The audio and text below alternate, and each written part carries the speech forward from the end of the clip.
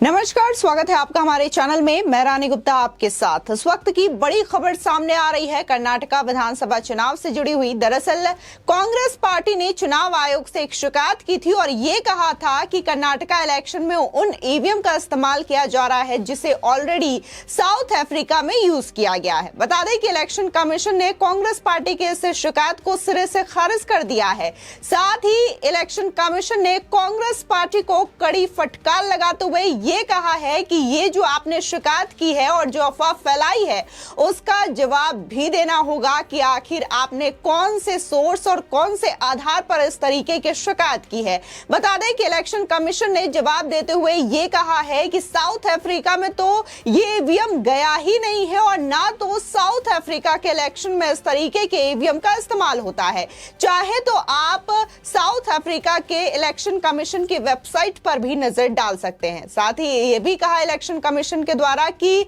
आपको सच्चाई पता है, इसके बावजूद आप इस तरीके की अफवाह फैला रहे हैं। बता दें कि कर्नाटका में 10 मई को विधानसभा का चुनाव हुआ है और लगातार लोगों को इसके नतीजे का इंतजार है जो कि 13 मई को सामने आ जाएगा। इस बीच तमाम न्यूज चैनल में कहीं ना कहीं ये देखने को मिल रहा है कि कैसे एग्जिट पोल में यह दावा किया जा रहा है कि कर्नाटका में कांग्रेस की सरकार बन सकती है। हालांकि इस बीच ये भी चर्चा हो रही है कि कहीं 2018 की तरह ये तमाम एग्जिट पोल धाराशाही ना हो जाए और एक बार फिर से ये जो आंकड़े हैं वो गलत ना हो जाए, क्योंकि कई बार ऐसी चीजें देखने को मिली है कि एग्जिट पोल में किसी और की सरकार बनती है लेकिन सत्ता में कोई और काबिज हो जाता है। इस बीच चर्चा ये है कि अगर वाकई में एग्जिट पोल में ये चीजें दिखाई जा रही है कि कांग्रेस पार्टी की सरकार कर्नाटका में बन सकती है तो फिर से ईवीएम का सहारा लेकर के कांग्रेस पार्टी इस तरीके से शिकायत क्यों कर रही है? क्या कांग्रेस को हार का डर सता रहा है जिसकी वजह से एक बार फिर से ईवीएम का रोना अपनाने को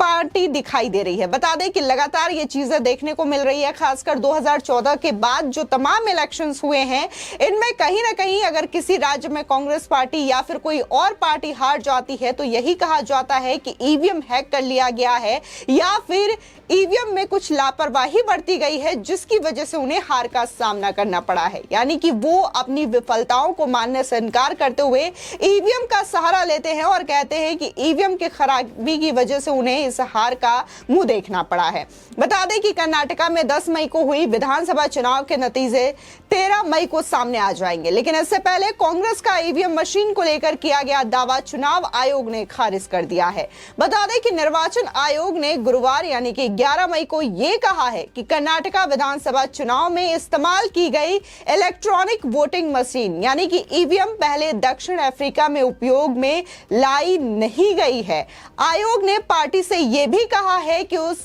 स्रोत का सार्वजनिक रूप से खुलासा करे जिनसे ये फर्जी सूचना फैलाई जा रही है। इस मामले में आयोग ने कांग्रेस पार्टी से 15 मई तक का समय दिया है ताकि वो अपने जवाब को सबमिट कर पाएं। आपको बता दें कि कांग्रेस महासचिव और कर्नाटका प्रभारी रणदीप सुरजेवाला को लिखे पत्र में निर्वाचन आयोग ने यह कहा है कि कर्नाटका विधानसभा चुनाव में इलेक्ट्रॉनिक कॉर्पोरेशन ऑफ इंडिया की बनाई गई ईवीएम का इस्तेमाल किया गया है। इसी महीने की 8 मई को आयोग को लिखे पत्र में कांग्रेस ने कर्नाटका विधानसभा चुनाव में दक्षिण अफ्रीका में इस्तेमाल की गई मशीनों का फिर से उपयोग किए जाने पर चिंता जताई थी और यह स्पष्टीकरण मांगा था। बता दें कि निर्वाचन आयोग ने इस संबंध में कहा है कि ईवीएम को ना तो दक्षिण अफ्रीका भेजा गया है और ना ही इसका उपयोग वहां पर किया गया है। यानी कि ये जो ईवीएम कर्नाटका के इलेक्शन में किए गए हैं वो नए ईवीएम है, इसका कहीं और जगह भी उपयोग नहीं किया गया है, ये भी निर्वाचन आयोग ने कहा है।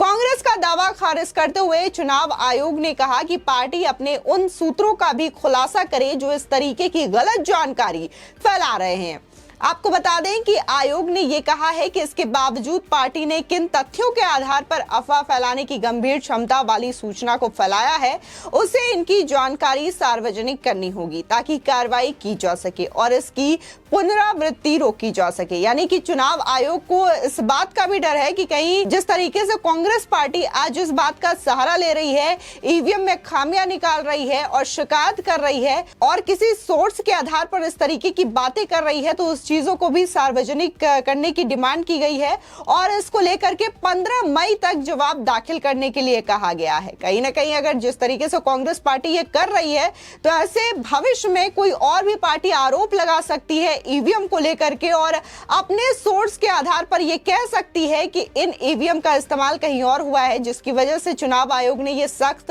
आदेश दिया है कि कांग्रेस पार्टी को इस बात का खुलासा करना होगा कि आखिर वो कौन से तथ्य के आधार पर इस तरीके की अफवाह फैला रहे हैं। आयोग ने कहा है कि शाम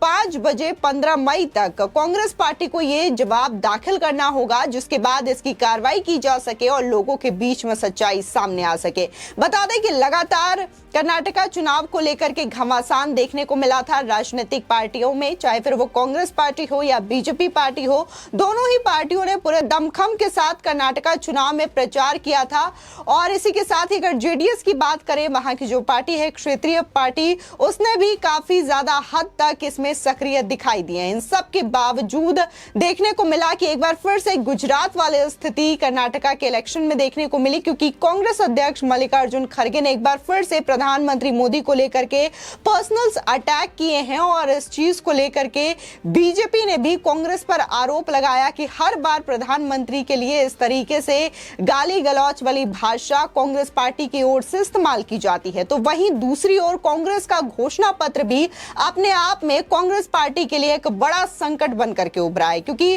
कांग्रेस ने बजरंग दल को बैन करने की बात कही अगर वो सत्ता में आते हैं तो। इसी के साथ ही उन्होंने बजरंग दल की तुलना पीएफआई से कर दी, जिसके बाद इसको लेकर के काफी ज्यादा लोगों के द्वारा विरोध प्रदर्शन किया गया और बीजेपी ने भी इस मौके का जमकर फायदा उठाया और हर रैलियों में देखने को मिला कि जय बजरंगबली के उद्घोष के साथ कहीं ना कहीं रैलियों की शुरुआत होती हुई दिखाई दी। और इस दौरान जहां प्रधानमंत्री मोदी बजरंगबली और बजरंग दल को लेकर के कांग्रेस पर हमलावर दिखाई दिए, तो वही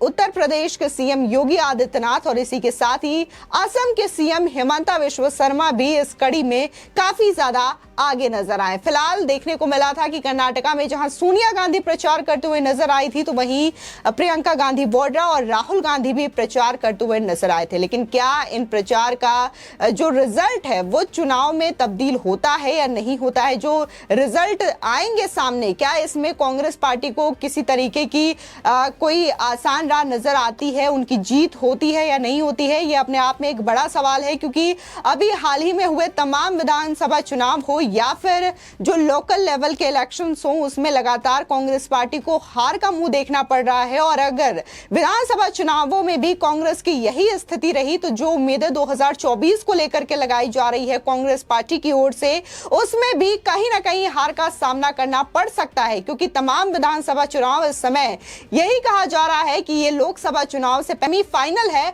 और लोकसभा चुनाव फाइनल है। इलेक्शंस में जो विधानसभा इलेक्शंस है, अगर इनमें पार्टियों का असर और प्रचार दमदार नजर आता है तो लोकसभा चुनाव में भी वही पार्टियां काबिज होगी केंद्र में, ऐसा कहा जा रहा है। फिलहाल अगर कांग्रेस की स्थिति देखी जाए तो इस समय कहीं ना कहीं डैमेज कंट्रोल की स्थिति में कांग्रेस लगी हुई थी कर्नाटका में, क्योंकि जिस तरीके से उन्होंने अपने घोषणा पत्र में बजरंग दल को लेकर के बात कही थी बैन की, तो उसके बाद काफी ज्यादा कांग्रेस के नेता आगे आए थे। उन्होंने ये कहा था कि हमने घोषणा पत्र में ऐसी कोई बात नहीं की है और अगर हम सत्ता में आते हैं तो हम बजरंग दल को बैन नहीं करेंगे। हालांकि इसको लेकर के डैमेज कंट्रोल का यहां पर काम किया गया था, लेकिन इसके बावजूद इसका कोई असर नहीं हुआ, क्योंकि जगह जगह पर जनता इस चीज को लेकर के विरोध करती हुई नजर आई थी कांग्रेस पार्टी का। और खासकर कर्नाटका को अगर हम कहें तो वो भगवान हनुमान के जन्मभूमि के तौर पर जानी जाती है। ऐसे में अगर कांग्रेस पार्टी इस तरीके की बात वहां पर करती है तो जाहिर तौर पर यह कांग्रेस पार्टी के लिए बड़ा खतरा बन सकता है। फिलहाल इस खबर को लेकर के आपकी क्या राय है, हमारे कमेंट सेक्शन में जरूर बताएं। आगे की और भी अपडेट के लिए चैनल को सब्सक्राइब करना ना भूलें।